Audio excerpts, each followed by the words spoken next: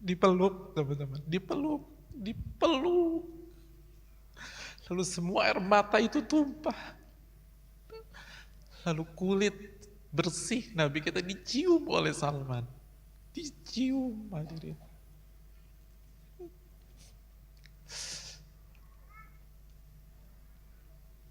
Itu follower sejati, teman-teman. Yang ada di benaknya dalam seluruh perjuangannya.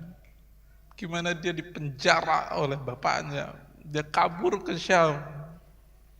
Lalu dari Syam, dia dapat orang yang salah.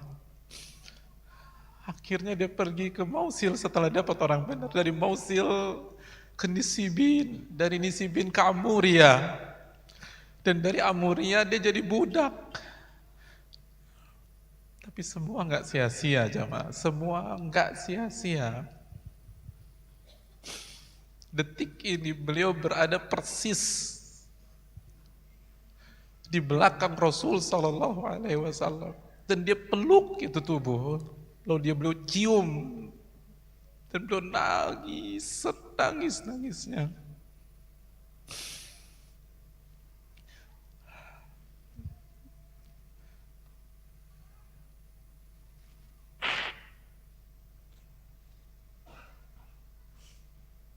Itu followers, teman-teman. Gak ada teori lagi dalam kisah ini. Gak ada retorika. Semuanya perjuangan, perjuangan, perjuangan.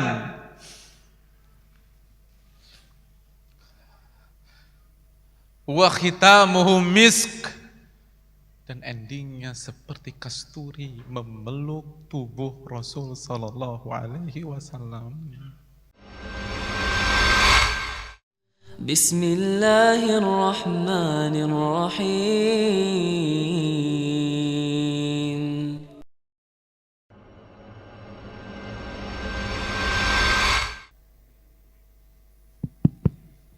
Assalamualaikum warahmatullahi wabarakatuh. Innal hamdalillah nahmaduhu wa nasta'inuhu wa nastaghfiruh wa na'udzu billahi min syururi anfusina wa min sayyiati a'malina. Man yahdihillahu fala mudhillalah wa man yudlil fala hadiyalah. Asyhadu an la ilaha illallah wahdahu la syarika la wa asyhadu anna Muhammadan abduhu wa rasuluh. Ya ayyuhalladzina amanu taqullaha haqqa tuqatih wa la tamutunna illa wa antum muslimun. Ya ayuhan nasu taqu rabbakum alladhi khalaqakum min nafsin wahidah wa khalaqa minha zawjaha wa batha minhuma rijalan katsiran wa nisaa wattaqullaha alladhi tasaaluna bihi wal arham innallaha kana 'alaikum raqiba. Ya ayyuhalladzina amanu taqullaha wa qulu qawlan sadida yuslih lakum a'malakum wa yaghfir lakum dhunubakum wa man yuti'illaha wa rasulahu faqad faza fawzan 'azima. Amma ba'du fa inna asdaqal hadithi kitabullah wa khairal hadi hadi Muhammadin sallallahu alaihi wasallam wa syarrul umuri muhdatsatuha wa kullu muhdatsatin bid'ah wa kullu bid'atin dhalalah wa kullu dhalalatin finnar.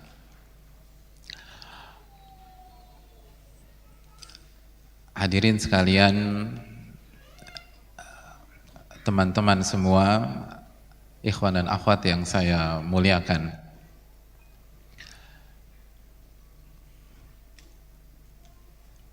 Lima belas abad yang lalu, ada seorang anak muda, hadirin. Ia bercerita tentang dirinya.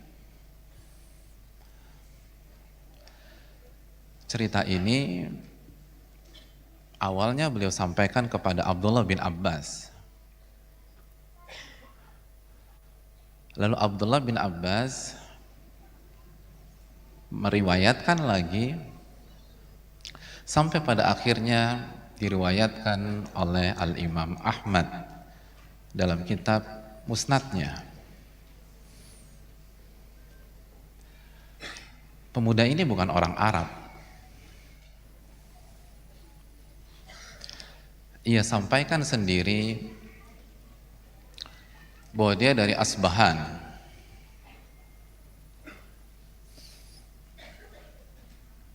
Ya, dari Asbahan. Lebih tepat dari daerah yang bernama Jai. Jim ya tasydid. Jai. Ia bukan seorang pemuda biasa, teman-teman. Ia seorang anak kesayangan tokoh besar di Jai Asbahan tersebut. Ayahnya adalah tokoh besar, pemuka, sosok yang sangat karismatik, dihormati masyarakatnya. Dan anak muda ini adalah anak kesayangannya. Sang ayah mendidik si anak muda agar berpegang teguh dengan agamanya. Mereka pada saat itu penyembah matahari, hadirin. Penyembah matahari. Sang anak dididik dengan akidah seperti itu.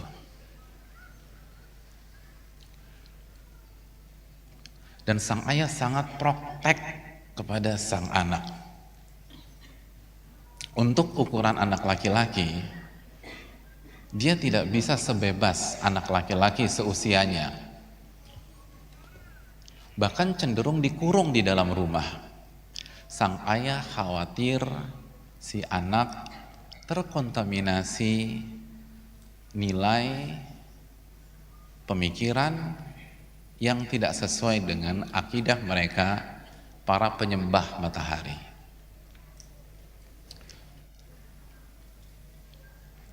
Sang ayah sangat posesif.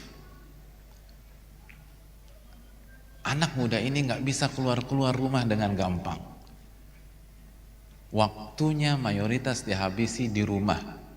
Dan betul, dengan didikan seperti itu, si anak muda ini menjadi anak muda yang sangat taat terhadap agamanya. Bahkan dia sampai pada makom khadimun nar, yaitu penjaga api, yang menyalakan api dan dijaga terus jangan sampai api itu padam. Hadirin yang Allah muliakan, itulah hari-hari yang dihabisi atau yang dihabiskan oleh si anak muda. Ibadah, ibadah, ibadah, ibadah. Menyembah api, dan terus menyembah api.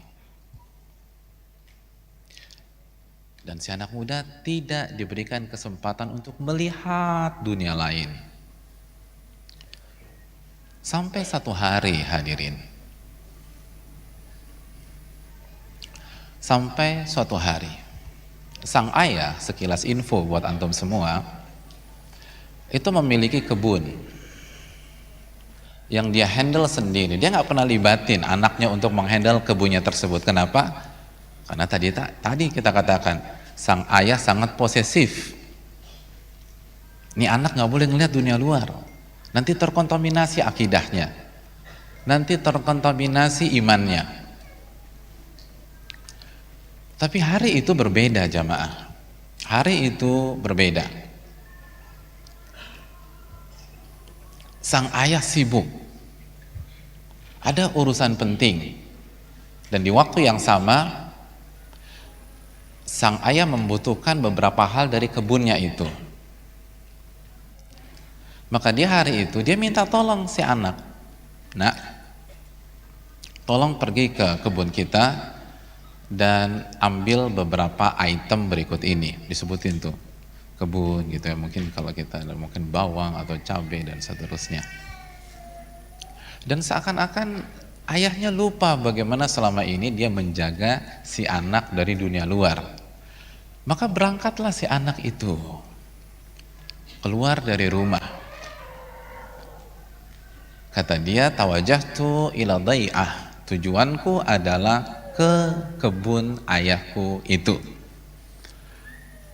Hadirin yang dirahmati oleh Allah, ketika sang anak berjalan dan terus berjalan dan berjalan, ia sampai ke sebuah tempat yang lokasinya di tengah-tengah perjalanan menuju kebun si ayah. Tempat itu tidak lain tidak bukan adalah gereja. Ya, gereja Nasrani. Full dengan jamaahnya yang sedang beribadah di gereja tersebut. Maka aktivitas dalam gereja itu menarik perhatian si anak muda. Ia seolah lupa terhadap amanat yang diberikan oleh ayahnya. Kakinya ia belokkan ke gereja itu, lalu dia melangkah, lalu dia perhatikan dengan seksama apa yang mereka sedang perbuat. Si anak muda tertegun, dia kagum, dia terpesona dengan ibadah yang dilakukan oleh mereka di gereja itu. Saking terpesonanya, ia lupa waktu, teman-teman. Tanpa terasa, ia telah asik menikmati pemandangan tersebut berjam-jam lamanya. Dan dia nggak sadar bahwa pada saat itu matahari telah terbenam. Lama sekali dia saksikan. Dan dia belum sempat ke kebun si ayah. Dia belum sempat pergi ke kebun si ayah. Dia lupa semuanya. Dan waktu sudah malam. Dan di rumah, teman-teman, ayahnya panik. Kemana nih anak gua nih? Kok belum pulang juga? Maka sang ayah dengan jiwa posesifnya mengirim stafnya untuk mencari si anak itu.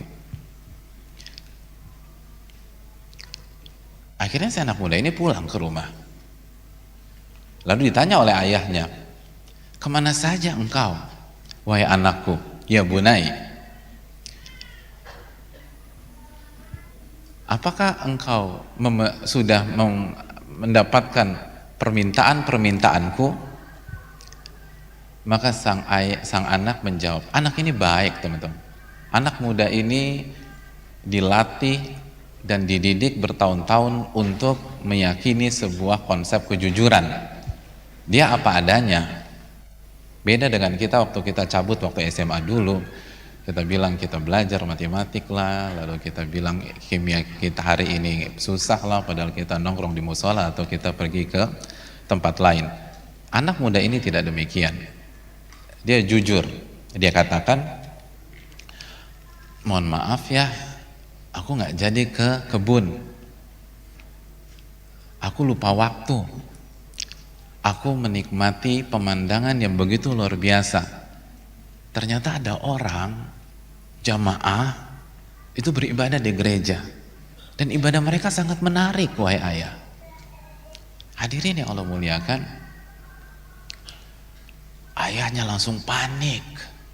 Ini yang ditakutkan selama ini.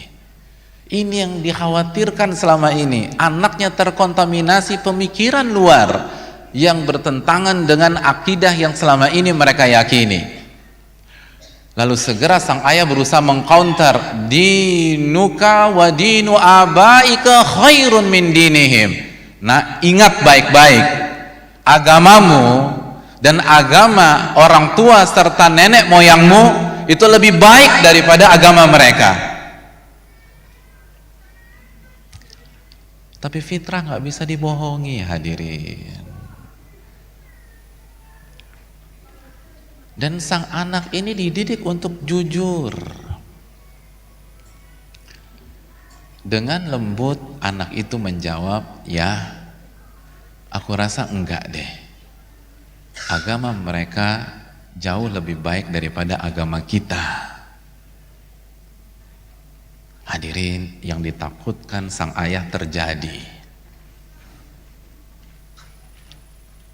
Dalam benak sang ayah, anakku kena syubhat ini. Kan gitu ya, kalau dunia dakwah kan begitu ya. Ini kena syubhat nih. Hadirin, maka tindakan preventif langsung dilakukan oleh sang ayah. Si anak muda ini terkena penjara rumah. Ya, penjara rumah. Dia tidak boleh keluar dari rumah. Bahkan kaki anak muda itu dirantai, jamaah. Dirantai. Sehingga dia nggak bisa kemana-mana. Tapi sang anak sangat yakin dengan apa yang dia lihat. Mereka lebih baik, lebih lurus daripada keyakinan kita. Maka tanpa sepengetahuan sang ayah, si anak muda itu berusaha membangun komunikasi dengan salah satu jamaah gereja itu. Lalu bertanya, di mana saya bisa belajar agama kalian? Kata salah satu dari mereka, di Syam. Ya, kita tahu Syam adalah pusat dari Nasrani. Nabi-nabi mereka turun di sana. Lalu kata anak muda itu, boleh nitip pesan enggak? Kalau ada rombongan dari Syam datang ke kota kita ini, tolong kasih tahu saya. Tolong kasih tahu saya. Dan ini teman-teman sekalian dan jamaah dilakukan tanpa sepengetahuan sang ayah. Jadi orang tua lebih gaptek daripada anak. Ternyata bukan lagu baru jamaah sekalian. Dari dulu gitu loh. Anak-anak lebih jauh selangkah dari orang tuanya. Gitu. Dan ini warning bagi kita semua para orang tua. Jadi si anak muda juga ngalamin. Walaupun udah diborgol tuh kaki, masih bisa bangun komunikasi. Suatu hari tibalah rombongan dari Syam datang ke Asbahan, dan sesuai kesepakatan si anak dengan kondisi penjara rumah dan kaki diborgol mendapatkan info bahwa ada rombongan dari Syam datang ke kotanya. Oh, emang jago anak-anak muda tuh jamaah.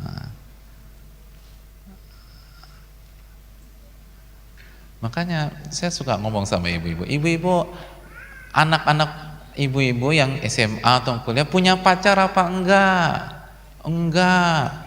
Enggak punya apa enggak tahu ibu-ibu, kan gitu hadirin. Pak, ya hadirin, siapa di antara antum punya pacar waktu SMA cerita sama orang tuanya? Mayoritas enggak. Kalaupun cerita punya 9, paling cerita 1 atau 2 saja jamaah. Anak muda hadirin, anak muda.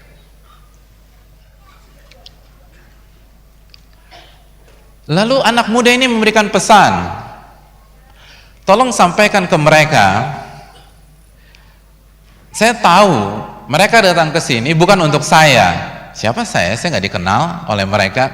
Mereka ke sini untuk melakukan atau mengerjakan atau memenuhi kebutuhan dan urusan mereka. Tolong sampaikan kepada mereka, jika mereka sudah selesai dari urusan-urusan mereka dan mereka rencana balik ke Syam, tolong kabari saya. Saya mau ikut mereka. Saya mau ikut mereka. Saya ingin belajar agama ini. Ini agama lebih bagus daripada agama saya. Maka beberapa hari kemudian atau beberapa waktu kemudian, setelah rombongan Syam itu selesai dengan segala urusannya, lagi-lagi si anak muda dapat bocoran, dan tanpa sepengetahuan orang tua, apa yang dilakukan? Dia buka borgol kakinya, hadirin. Jadi ini anak muda jago, hadirin. Kenapa nggak dari kemarin aja Pak Ustadz? Jangan tanya saya hanya menceritakan kepada antum. Tapi setidaknya kita lihat bagaimana birrul walidain, berbakti kepada orang tua. Kalau tidak ada alasan, buat apa saya buka? Wong ini perintah ayah saya. Tapi sekarang ini saatnya saya buka. Karena saya ingin cari kebenaran. Hadirin, cari kebenaran. Maka dia buka borgolnya, dia kabur dari rumah dan dia pergi bersama dengan rombongan ahlul kitab tersebut menuju Syam. Dia tinggalkan kota Jai, hadirin. Dia tinggalkan tanah airnya. Dia tinggalkan zona aman, hadirin, zona aman. Ini kan yang takutkan orang-orang yang berhijrah pada hari ini. Ini yang membuat orang hijrah setengah-setengah. Zona aman, ditinggalkan semuanya. Ditinggalkan ayahnya yang begitu mencintainya dan siap mensupportnya apapun yang dia minta selama dia masih menjadi penyembah matahari atau penyembah api, mohon maaf. Ditinggalkan itu semua, hadirin. Ditinggalkan kenyamanan, ditinggalkan kesuksesan, ditinggalkan harta demi mencari kebenaran. Dan dia pergi ke Syam. Apa yang ditawarkan di Syam? Gak ada, hadirin. Belum ada Traveloka dulu. Dia belum booking kamar di sana. Tapi dia yakin dengan sebuah konsep, kalau saya jujur dengan Rob saya akan tolong saya.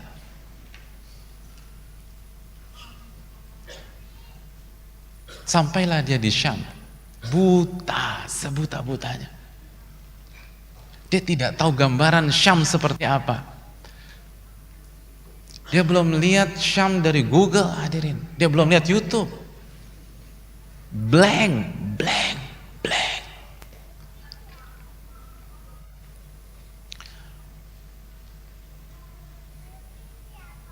Lalu dia tanya,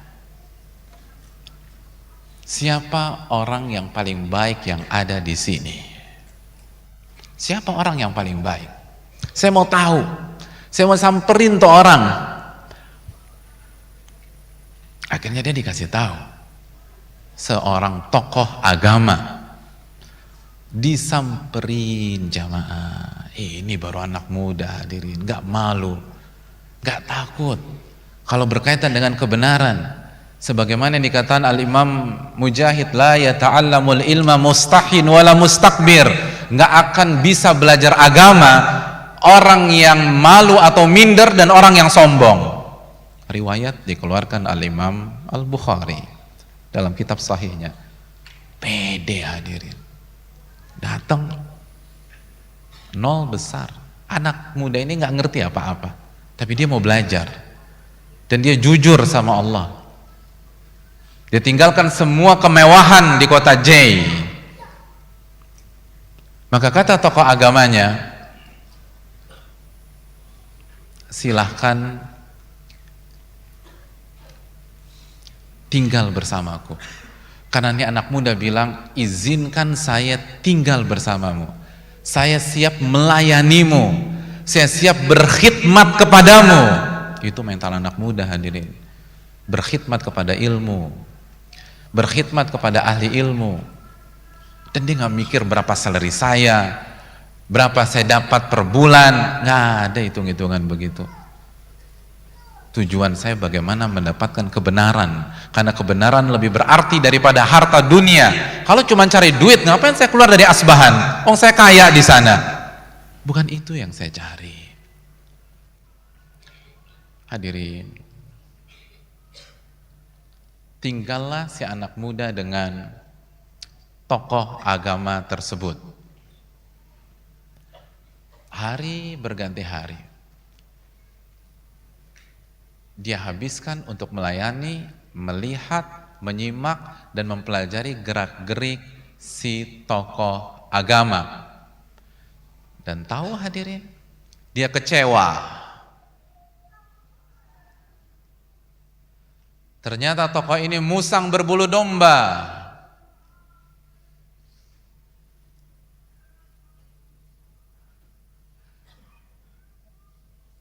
Dia hanya seorang pendosa dengan packaging agama. Tidak ada ibadah yang dia lakukan di kesendiriannya. Dia hanya bermanis bibir saja. Dia hanya bisa mengajak orang berinfak, bersedekah dan beribadah. Sedangkan dia tidak beribadah. Dan uang manusia dia ambil buat pribadinya. Dan itu disaksikan langsung dengan kedua mata anak muda. Orang lain nggak tahu. Orang lain berpikir ini tokoh malaikat berwujud manusia. Tapi di benaknya ini orang jahatnya minta ampun. Dia makan uang orang atas nama Tuhannya. Ini jahat. Dan uang itu dia sembunyikan. Kalau bahasanya di sebuah bunker begitu. Dan yang tahu hanya si anak muda. Sampai pada hari kematian tokoh tersebut. Seluruh warga berduka karena meyakini ini orang baik. Kita kehilangan tokoh besar kita kehilangan teladan kita. Pada saat mereka ingin memproses jenazahnya, si anak muda ini nggak tahan hadirin. Untuk tidak bicara, namanya juga anak muda. Vokal. Ya, anak muda vokal. Maka dia berpikir ini tanggung jawab moral saya. Saya harus sampaikan siapa dia sebenarnya. Lalu dibukalah aibnya atau kedoknya pada hari kematian tuh tokoh agama. Kalian salah menilai orang ini. Orang ini nggak takut sama Allah. Orang ini makan uang umat atas nama agama. Terkejutlah para warga. Tapi mereka tentu saja tidak langsung percaya. Mereka katakan, mana buktinya? Saya anak muda bilang, saya punya bukti, tunjukkan kami apa yang Anda omongkan. Mana bunkernya itu mana? Akhirnya diperlihatkanlah, diajak semuanya. Ayo kita lihat. Saya tahu di mana dia sembunyikan uang. Begitu mereka lihat dengan mata kepala mereka sendiri, mereka percaya. Apa yang terjadi jamaah? Tokoh agama itu alih-alih dikuburkan, justru dia disalib dan dilamparkan dengan batu. Bayangkan, udah mati nih, disalib dan dirajam dengan batu. Hadirin, si anak muda ini bingung. Saya ini udah bakar kapal, saya udah korbankan semua yang saya punya di J. Lalu selanjutnya kemana saya harus mencari kebenaran? Tapi Allah tidak akan menyia-nyiakan usaha kita jamaah. Lalu dia mendapatkan sosok yang menggantikan tokoh yang meninggal tadi tersebut.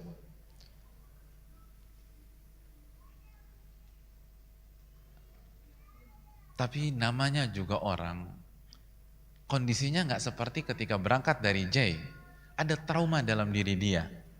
Jangan-jangan sama lagi nih kayak kemarin. Maka dia perhatikan, dia lihat, dia dalami kehidupan orang ini.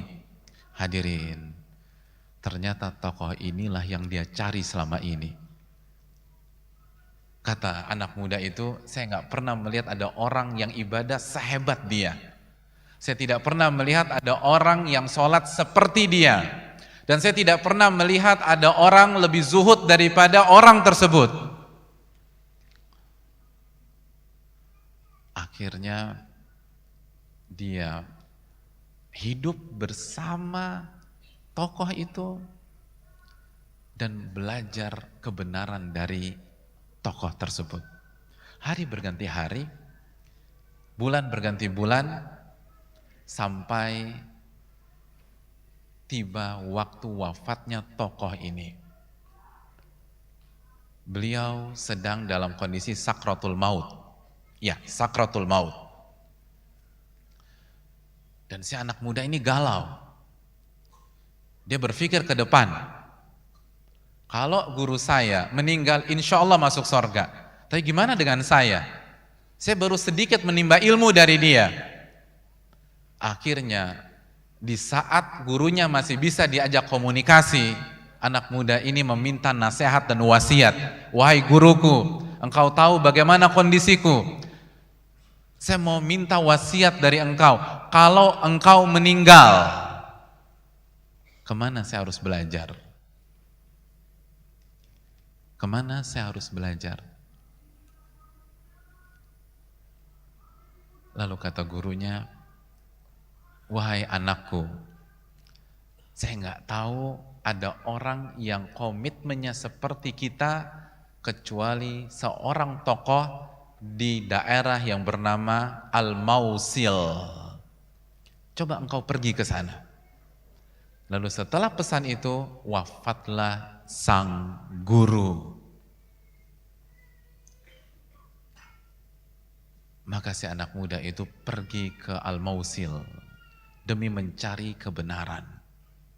Begitu sampai di Al-Mausil, bertemulah dia dengan tokoh yang direkomendasi oleh gurunya sebelumnya. Maka dia sampaikan dan diterima sebagai seorang guru. Mohon maaf, diterima sebagai seorang murid. Tinggallah dia bersama gurunya. Lihat hadirin.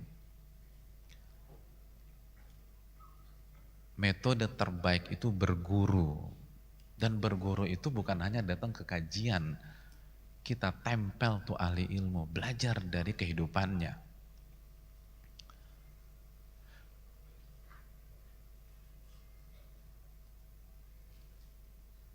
Tapi ustadznya sibuk Pak Ustadz.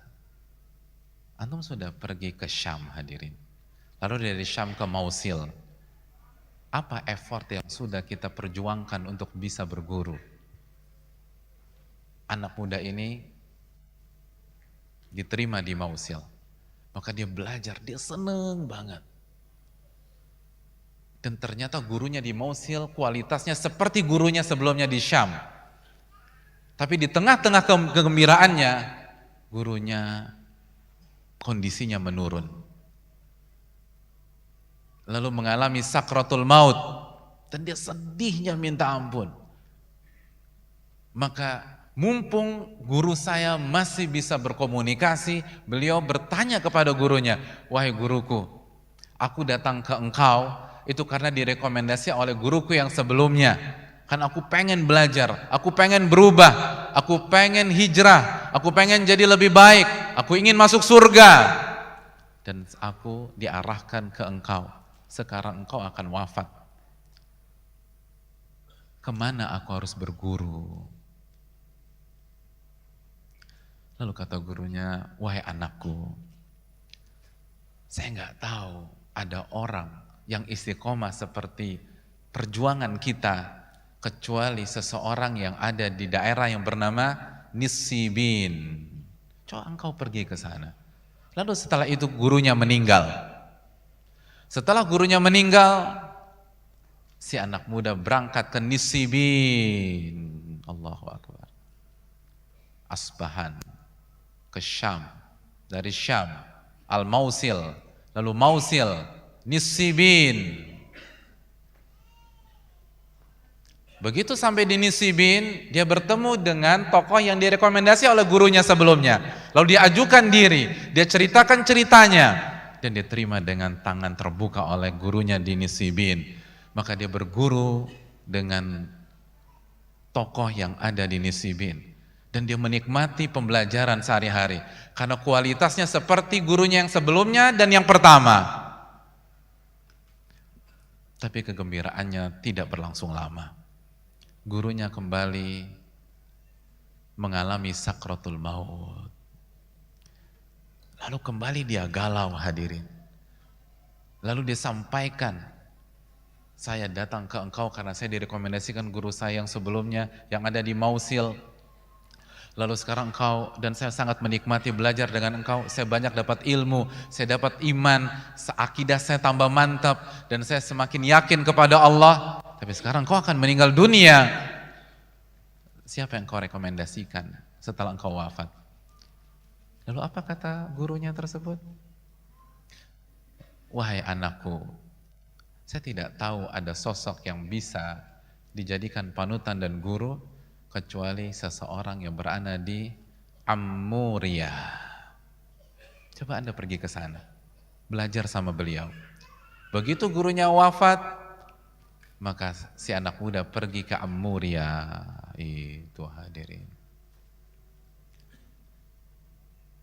Syam, Mausil, Nisibin, dan sekarang Ammuria. Antum udah capek belum dengarnya hadirin?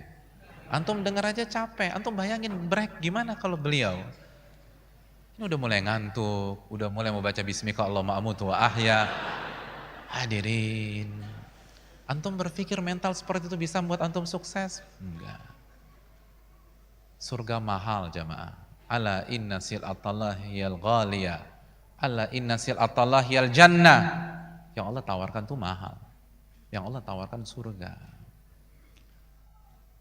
Maka ini anak muda pergi ke Ammuria. Pergi ke Ammuria. Sesuai dengan nasihat dan wasiat gurunya. Begitu sampai di Ammuria, dia menemukan sosok yang direkomendasi oleh gurunya tersebut. Dan benar, kualitas sama, alim, rajin ibadah. Maka dia berguru dengan sosok tersebut. Dan dia senang banget. Dia bahagia dengan hari-harinya, sebagaimana guru-gurunya sebelumnya. Tapi akhirnya setiap kebersamaan pasti ada akhir. Gurunya kembali menurun kondisinya dan akan meninggal dunia. Maka sebagaimana kebiasaannya, dan antum sudah bisa tebak pertanyaannya, wahai guruku, gimana saya harus belajar? Bagaimana saya harus belajar? Dan hadirin, apa jawab gurunya? Paling sama Pak Ustadz seperti yang sebelumnya. Aku udah rencana mau pulang nih Pak Ustadz. Ini monoton sekali ceritanya. Hadirin, jangan pulang dulu. Karena guru dari Ammuria itu menjawab dengan jawaban yang berbeda. Kata gurunya, saya tidak tahu ada orang yang sekualitas dengan kita saat ini. Tuh kan sama. Sabar. Tapi saya kasih tahu engkau info penting.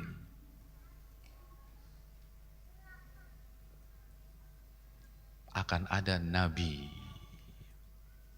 Akan ada nabi yang diutus oleh Allah, nabi terakhir, dan dia akan datang bi ardil Arab, ke tanahnya orang Arab. Orang ini dari Asbahan, lalu pergi ke Syam. Kita tahu Syam Bani Israel. Lalu gurunya ini mengatakan akan datang seorang nabi, dan nabi ini akan stay di tanah Arab. Dia akan tinggal di sebuah wilayah baina harratain. Wilayah itu ada batu-batu hitam dan ada pohon kurma. Batu-batu hitam dan ada pohon kurma. Kalau engkau bisa, engkau pergi ke sana. Ya Allah hadirin, gimana perasaan antum? Kalau antum ada di anak muda tersebut. Lihat, Allah enggak bohong hadirin. Inna wa'dallahi haqqa.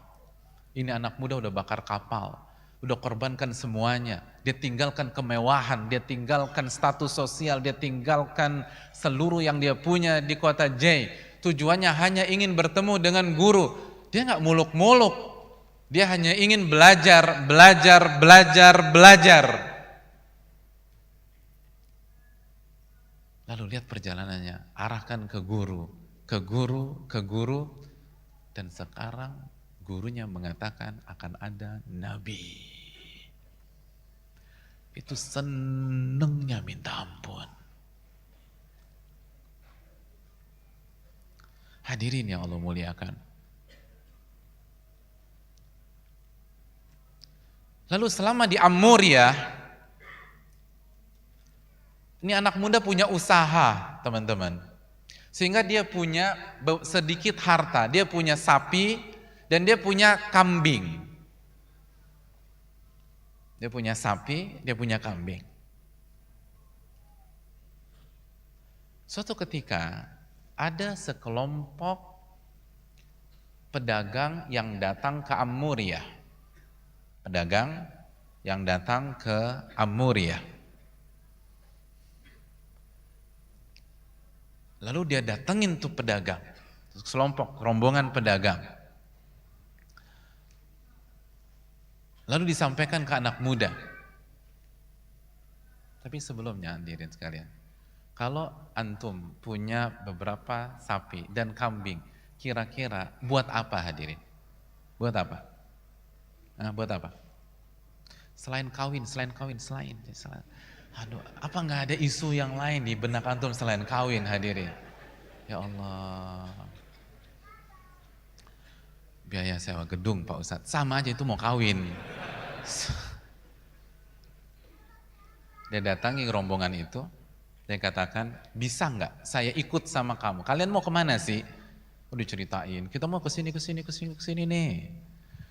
Bisa nggak? Kalian antarkan aku ke tanah Arab. Ya, hanya itu infonya. Tidak ada penyebutan lokasi detail. Antum enak sekarang ada share location, teman-teman sekalian. Dia nggak ada share location dari gurunya. Gurunya cuma bilang tanah Arab titik. Di situ ada batu hitam, di situ ada pohon korma. Selesai cluenya. Maka dia modal nekat aja. Bisa nggak nganterin saya ke tanah Arab? Sebagai kompensasi, ini sapi dan kambing semua saya buat kalian. Subhanallah. Dan dia belum kawin hadirin. Catat baik-baik. Ya, catat baik-baik. Dia belum kawin. Cari kebenaran hadirin, cari kebenaran. Kebenaran di atas segalanya.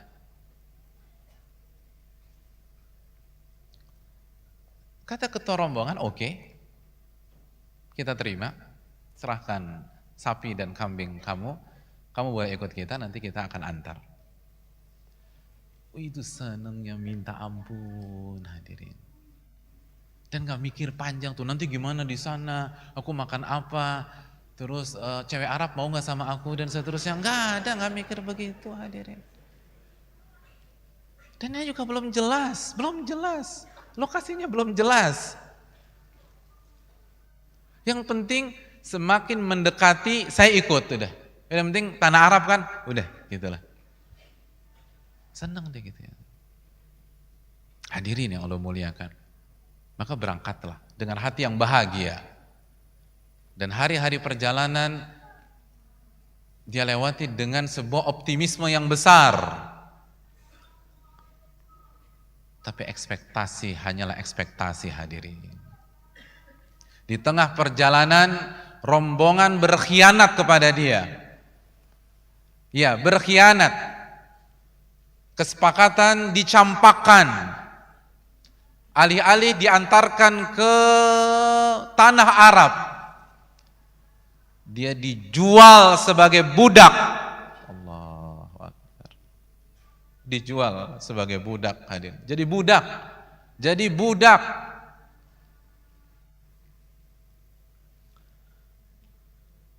Ketika ada seorang Yahudi bertemu dengan rombongan tersebut di tengah jalan, dijual. Subhanallah.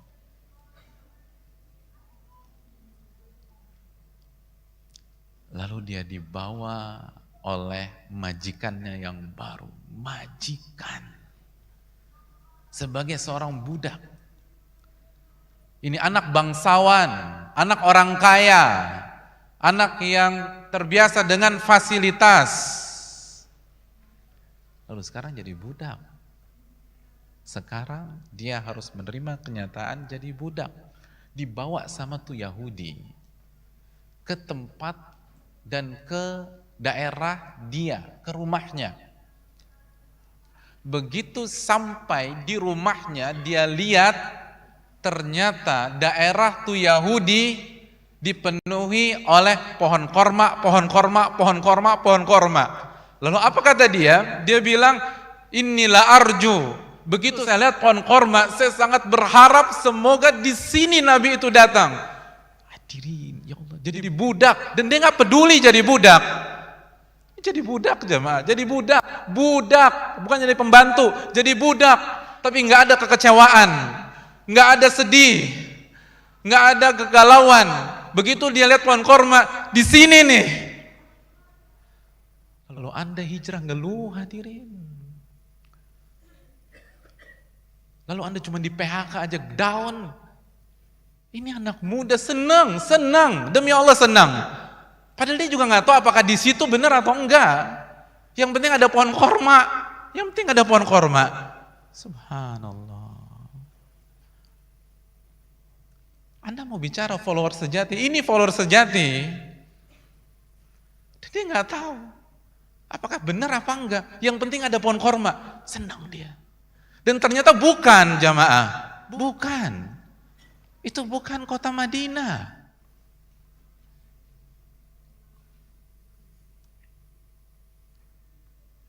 Atau bayangin kita yang semua yang selama ini hidup enak tiba-tiba jadi budak, alih-alih caci maki orang, senang. Itu pencari iman jamaah. Itu muhajir. Itu orang yang berhijrah. Bukan hanya sebatas wardrobe atau penampilan, tapi mental jahiliyah. Spirit jahiliyah. Mana ada keyakinan seperti itu hadirin? Lalu tidak ada amarah dalam hatinya. Dia hanya berharap semoga Nabi itu kesini. Tapi daerah itu bukan yang dimaksud oleh gurunya. Hadirin. Ternyata majikannya si Yahudi itu punya sepupu. Ya, punya sepupu. Sepupunya datang ke rumah dia. Lalu berbicara.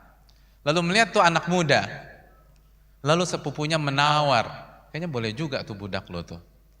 Berapa kira-kira harganya? Ya Allah. Gimana perasaan antum kalau dengar antum diperjualbelikan, teman-teman sekalian? Padahal dulu antum punya semuanya. Akhirnya deal. Dia dijual untuk kedua kali. Dijual untuk kedua kali.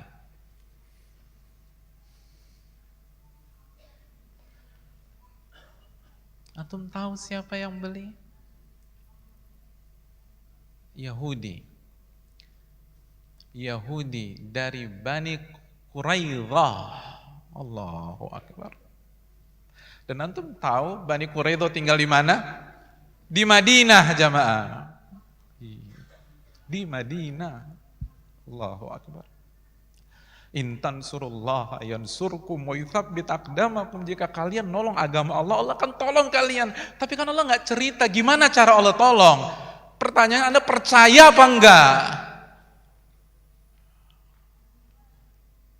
Ternyata jadi budak itulah yang membawa beliau ke kota Madinah. Begitu sampai kota Madinah jamaah sekalian, dia lihat pohon korma lebih banyak lagi. Ya Allah, dia senang hadir. Ya Allah, ini mungkin ini daerah kali. Ini daerah yang dimaksud oleh guru saya. Gak ada pikir status, gak ada pikir gengsi. Kita hijrah mikir status, mikir gengsi, gimana kata orang, enggak. Semoga ini daerah yang disebutkan oleh guru saya. Hadirin. Lalu dia bercerita dalam hadis yang panjang itu. Dia katakan, pada saat saya berada di Madinah pada saat itu, faba'athallahu rasulah. Itu bertepatan saat Allah mengutus Rasulnya Muhammad SAW di kota Mekah. Di kota Mekah, hadirin. Tapi saya tidak mendengar sama sekali tentang info tersebut. Karena saya sibuk menjadi budak. Menjadi apa, hadirin? Budak. Saya harus kerja.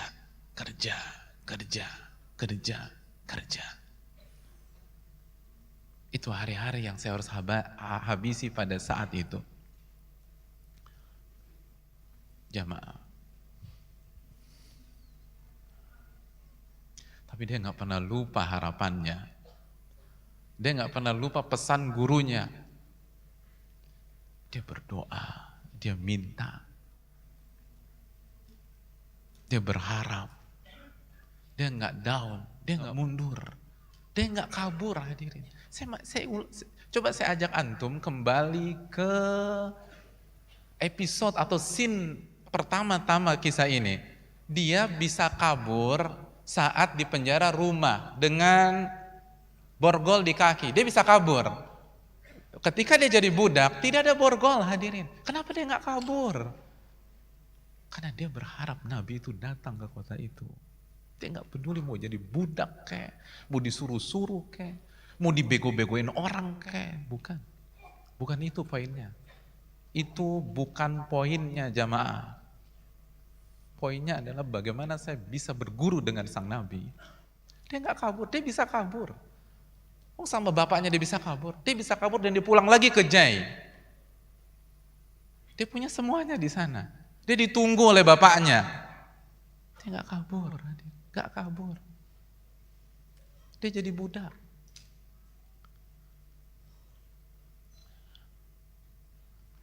In tasduqillaha yasduqka. Jika Anda jujur sama Allah, maka Allah akan wujudkan cita-cita Anda. Hari itu datang, jamaah. Hari itu datang. Dia bercerita tentang hari itu secara detail.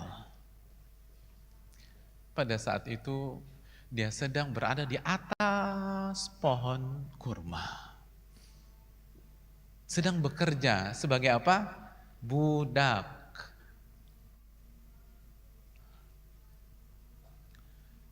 Dan di bawah pohon itu, majikannya lagi standby dan melihat, mengontrol aktivitas budak-budaknya. Tiba-tiba, majikannya kedatangan tamu yang notabene adalah sepupu si majikan itu.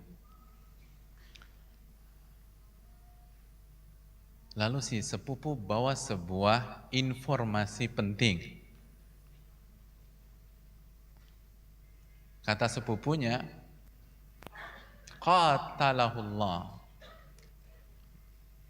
Semoga Allah menghancurkan Aus dan Khazraj itu. Orang Arab yang tinggal di kota Madinah.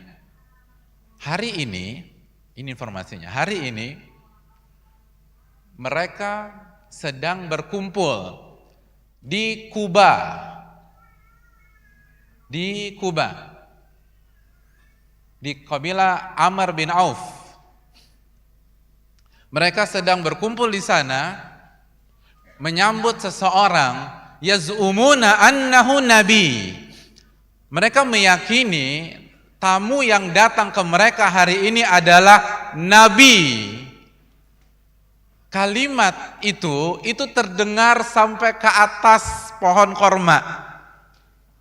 Dan disitulah posisi tuh anak muda pada detik itu. Dia katakan, begitu saya dengar info itu, saya langsung terserang panas dingin. Saya goncang dan saya mau jatuh. Hampir-hampir saya jatuh dan menimpa majikan saya. Wah, antum bayangin gak sih, ini yang ditunggu hadirin. Ini yang dicari selama ini. Ini yang membuat dari Syam ke Mausil, Mausil Nisibin Amuria jadi budak. Tiba-tiba didengar itu. Saya panas dingin, saya blank. Dan saya mau jatuh. Dan kalau saya jatuh pada saat itu, saya menimpa majikan saya sendiri. Pada saat itu saya lupa status saya. Saya lupa status saya. Bahwa saya hanya budak. Saya turun, lalu saya nimbrung. Lalu saya tanya sama tuh sepupu, "Madza taqul? Madza taqul?" Tolong diulang, kamu ngomong apa tadi? Tolong diulang. Kepo hadirin, kepo. Kayak antum, kayak hadirin. Tapi beda objek, beda konten. Kita kepoin hidup orang. Kita kepoin barang orang, bahkan yang lebih aib lagi kita kepoin aib orang. Apa manfaatnya buat kita? Tambah bertakwa dengan cara demikian. Dia kepo. Tolong diulang, tolong diulang. Dia lupa dia budak hadirin. Dia lupa dia hanya seorang budak. Budak gak punya hak untuk minta siaran ulang.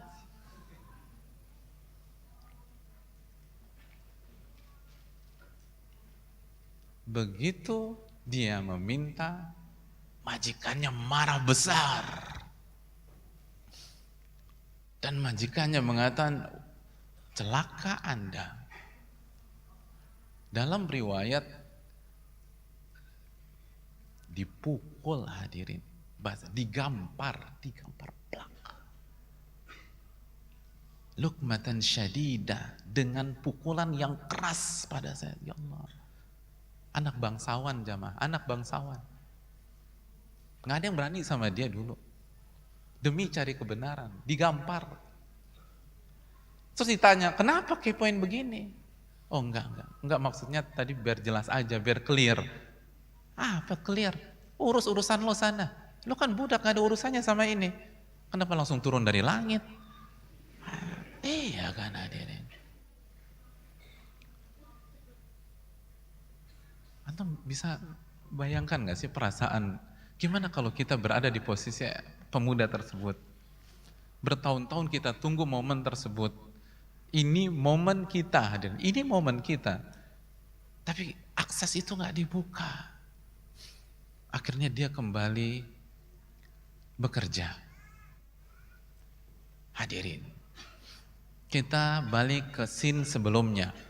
Pada saat gurunya yang ada di Amuriyah memberikan wasiat. Saat gurunya memberikan wasiat, gurunya memberikan tanda dan ciri Nabi tersebut. 3 tanda, 3 ciri jamaah. Tanda yang pertama atau ciri yang pertama, Nabi itu, kata gurunya nih, Nabi itu tidak akan menerima sedekah. Tidak akan menerima sedekah. Tanda yang kedua atau ciri yang kedua, Nabi itu menerima hadiah. Nabi nggak terima sedekah dan Nabi terima hadiah. Tanda ketiga, ada cap kenabian di antara 2 bahu Nabi tersebut. Di antara 2 bahu ada tanda kenabian.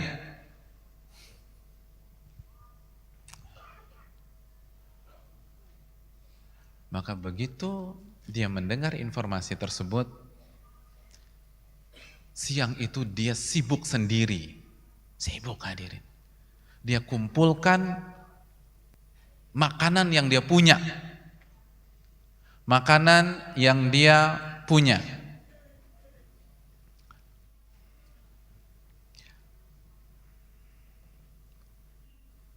Sebagai seorang budak, sebagai seorang budak.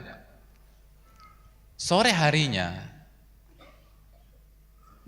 dia dapat waktu kosong, dia pergi ke Kuba.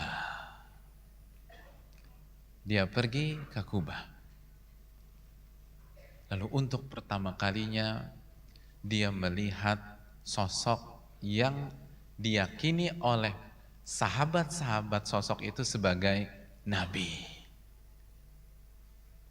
Dia datang, dia ucapkan salam, lalu dia katakan, saya melihat engkau orang soleh dan engkau punya sahabat yang asing dan membutuhkan.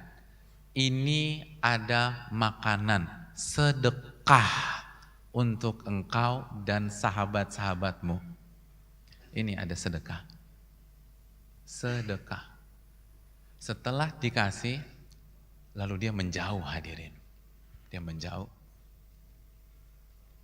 Lalu dia mengamati, dimakan apa enggak nih? Dimakan apa enggak? Dia amati apa yang akan dilakukan oleh Nabi SAW. Kata gurunya, Nabi itu makan sedekah apa enggak? Enggak. Maka Nabi SAW menerima, lalu dibagi-bagikan ke para sahabat, dan beliau tidak ambil dan makan buat dirinya sendiri. Ya Allah, hadirin. Itu dia dalam kesendiriannya bilang gini, hadhihi wahidah. Ya Allah, tanda pertama berhasil. Atau bayangin gak sih kalau kita sama beliau? Ini pengorbanan saya, tanda pertama berhasil. Hadhihi wahidah. Ini ciri yang pertama. Dia gak terima sedekah. Berarti kan pengorbanan gue gak sia-sia selama ini. Masih ada harapan, hadirin. Walaupun belum tuntas, masih ada 2 ciri lagi. Tapi paling enggak, langkah pertama sudah berhasil. Lalu beliau pulang dengan bahagia. Senangnya minta ampun jamaah, senangnya luar biasa. Lalu dia kumpulkan makanan lagi. Lalu dapat kabar, beberapa hari kemudian, sebagian riwayat Nabi di Kuba 14 malam, hadirin. Dia dapat kabar Nabi sudah sampai Madinah. Lalu dia datengin Nabi SAW. Dia bawa makanan jamaah, Lalu dia sampaikan ke Nabi SAW, ya Rasul, atau ya Nabi, ini hadiah buat engkau dan para sahabatmu. Ini test the water yang kedua jamaah, hadiah. Dia kasih, dia melipir, hadirin. Dia menjauh. Dan dia perhatikan apa yang akan dilakukan oleh sang Nabi. Lalu dia lihat Nabi makan makanannya tersebut. Allahu Akbar. Kata dia dalam dirinya, hatani thnatan. Ya Allah. Ini ciri yang kedua. Satu lagi. Dan seluruh pengorbanan saya kebayar. Atau bayangin jadi budak jemaah, jadi budak. Pemuda ini cerdas, dia nggak main langsung gitu ya, dia cek dulu, dia tes dulu. Dan ternyata benar. Maka dia kembali pulang ke rumahnya.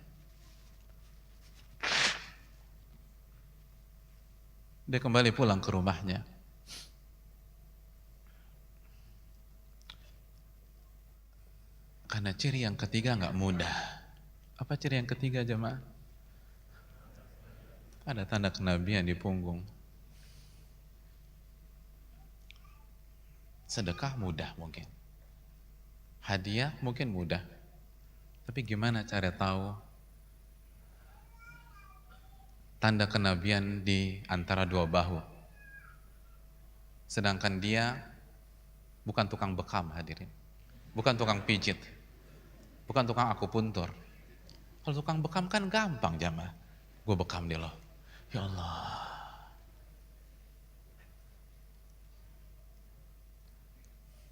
Dia cari celah hadirin. Ini momen gua nih.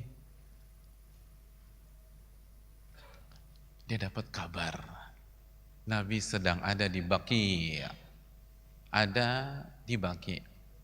Baqiul Gharqad, mengantarkan seorang sahabatnya yang meninggal dunia.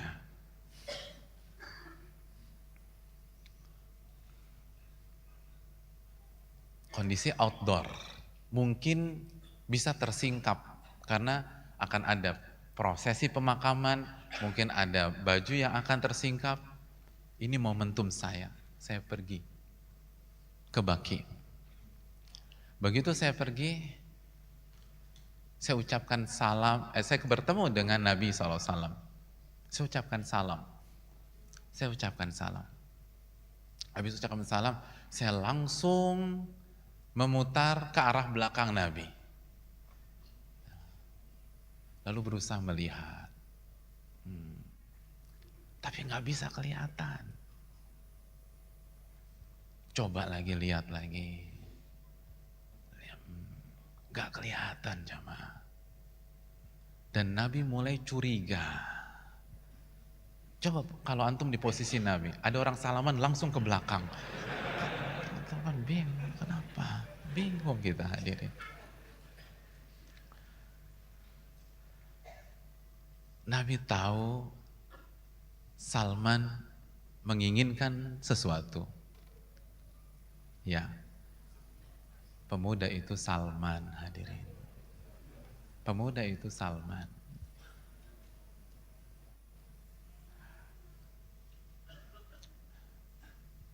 Dan yang dia incar adalah tanda kenabian beliau. Lalu apa yang terjadi hadirin? Nabi buka pakaian atas beliau.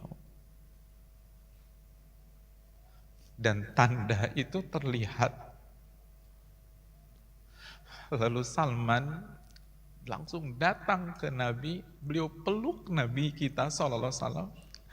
Lalu beliau cium, beliau nangis.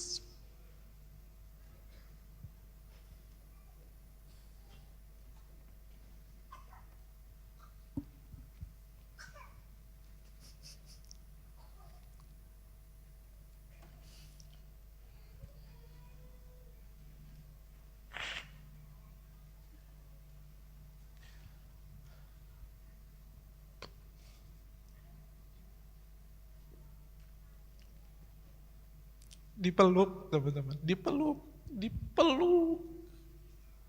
Lalu semua air mata itu tumpah. Lalu kulit bersih Nabi kita dicium oleh Salman. Dicium hadirin.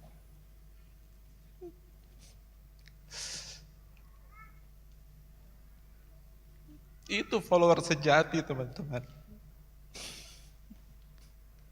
Yang ada di benaknya dalam seluruh perjuangannya. Gimana dia dipenjara oleh bapaknya, dia kabur ke Syam, lalu dari Syam dia dapat orang yang salah, akhirnya dia pergi ke Mausil setelah dapat orang benar, dari Mausil ke Nisibin, dari Nisibin ke Amuria, dan dari Amuria dia jadi budak. Tapi semua nggak sia-sia jamaah, semua nggak sia-sia. Detik ini beliau berada persis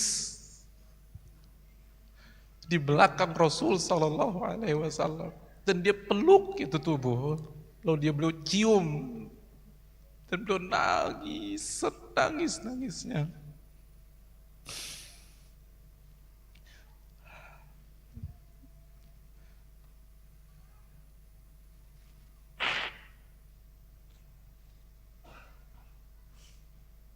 Itu followers teman-teman. Gak ada teori lagi dalam kisah ini. Gak ada retorika. Semuanya perjuangan.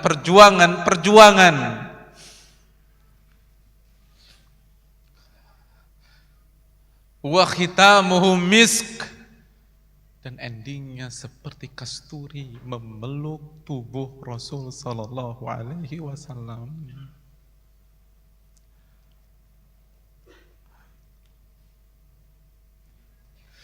Lalu Nabi katakan tahawwal, tolong ke depan. Kenapa kamu begini? Lalu beliau cerita semuanya, hadirin. Beliau adalah Salman Al-Farisi, Asbahan, orang Persia yang membuang semua kenikmatan dunia untuk menjadi pengikut Nabi Shallallahu Alaihi Wasallam. Makanya Ali bin Abi Thalib mengatakan, Salmanu minna ahli bait. Salman itu bagian dari kita, ahlul baitnya Nabi Shallallahu Alaihi Wasallam. Karena dia buang semuanya, semuanya, hadirin, untuk jadi pengikut Nabi SAW. Apa yang sudah kita korbankan?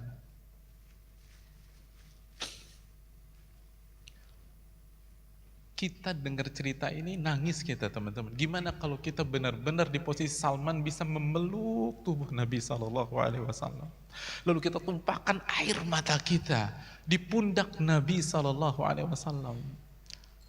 Hadirin, kesempatan seperti itu ada. Dan ini bukan hal mustahil. Di hari kiamat, di telaga Haud, itu kesempatan kita berdekatan dengan sang Nabi Sallallahu Alaihi Wasallam. Dan Nabi akan menyuguhkan segelas air kepada kita. Allahu Akbar, segelas air yang apabila diminum tidak akan merasakan kehausan selama-lamanya. Kenapa kita tidak perjuangkan hal itu, jamaah? Kenapa kita nggak perjuangkan? Itu kesempatan mungkin satu-satunya kita bisa berdekatan dengan Nabi sebelum di surga. Perjuangkan. Jadilah pengikut Nabi yang setia. Karena nggak semua bisa dilayani oleh sang Nabi. Bayangkan antum dilayani oleh sang Nabi, pendosa seperti kita. Pendosa seperti kita yang bertahun-tahun pernah nggak sholat, yang bertahun-tahun nggak puasa Ramadan, yang bertahun-tahun kita buka aurat kita dan nggak tahu berapa ribu atau jutaan laki-laki melihat aurat kita tersebut, dan nanti pada hari kiamat mereka berpeluang menyerang kita di hadapan Allah. Hadirin,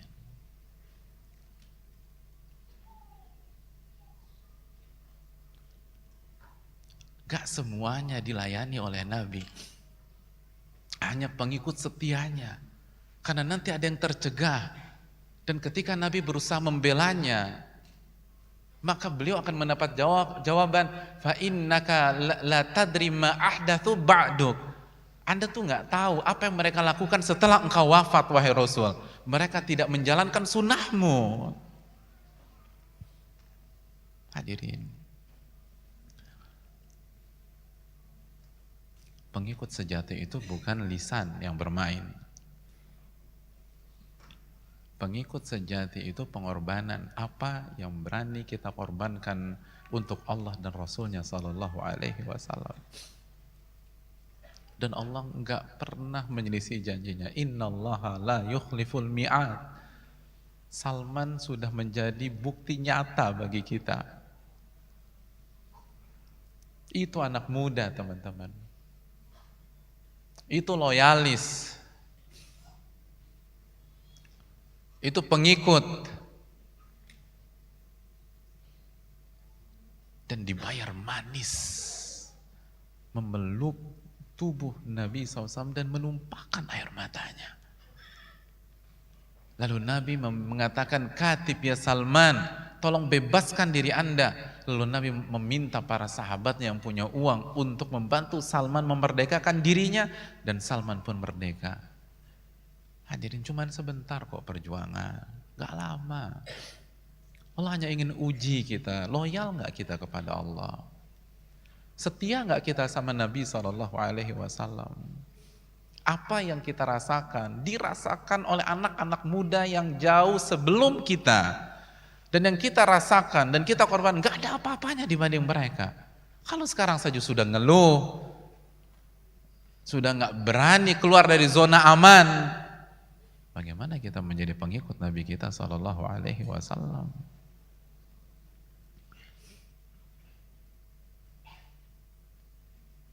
Kita butuh Salman pada hari ini. Anak-anak muda yang berani bakar kapal, hadirin, berani korbankan semuanya untuk mencari kebenaran, lalu mengejar ilmu.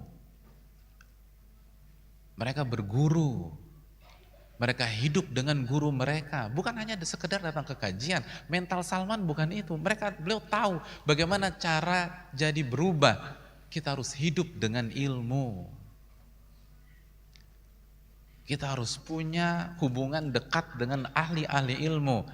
Dan jangan menyalahkan siapapun. Apa effort kita?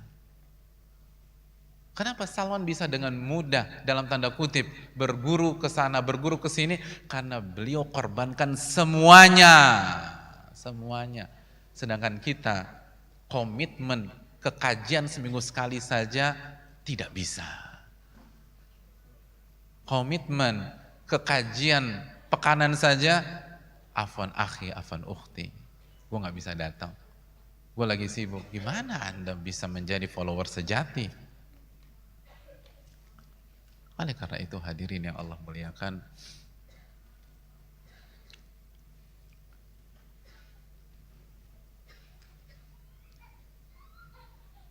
ahasiban nas an yutraku an yaqulu amanna wa hum la yuftanun. Apakah manusia berpikir mereka akan dibiarkan begitu saja mendeklar keimanan dan loyalitas mereka kepada Rasul, sedangkan mereka nggak diuji sama Allah Subhanahu wa taala?